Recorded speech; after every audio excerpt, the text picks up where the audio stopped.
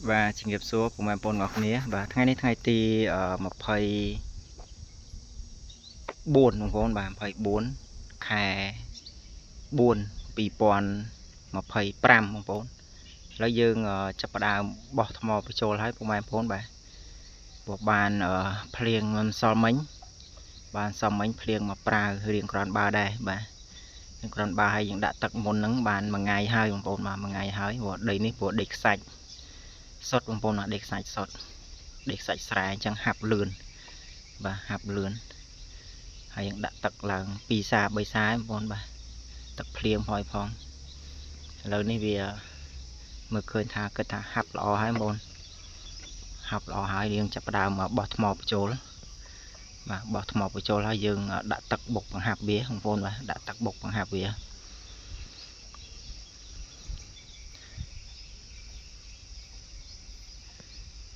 តែយើងកាយតាមកែមនេះតិចឲ្យវាជាប់រៀងខ្លាំងតិចហើយកាយទៅនឹងរៀងកលាក់រៀងជ្រៅបន្តិចទៅដើម្បីឲ្យយើងចាក់ស៊ីម៉ងមានសាច់ស៊ីម៉ងច្រើនបន្តិចបាទហើយយើងបោះថ្មបញ្ចូលដាក់ទឹកហើយយើងបុកបង្ហាប់វាតែម្ដងបាទបុកបង្ហាប់វារាយរួចហើយយើងចាប់ផ្ដើមចាក់សាបតែម្ដងបងប្អូនបាទយើងចាក់សាបវាបាទព្រោះចក្រានបាយនេះតាមពិតទៅយើងមិនប្រហែលជាយើងមិនរៀបអត់ការ៉ូទេបងប្អូនបាទយើងប្រហែលយើងមិនចេះរៀបអត់ការ៉ូទេបើយើងធ្វើស៊ីម៉ងយើងធម្មតារៀងសាច់រៀងលងតិចតែកុំឲ្យលងពេកថាលងពេកខ្លាចល្អិលបាទធ្វើរៀងនេះទៅបាទឬក៏យើងត្រូវរៀបអត់ការ៉ូទៀតយ៉ាងណាយើងមួយចាំគិតមើលទៀតបងប្អូនបាទយើងគិតមើលទៀតហើយយើងធ្វើវាប៉ុណ្ណឹងសិន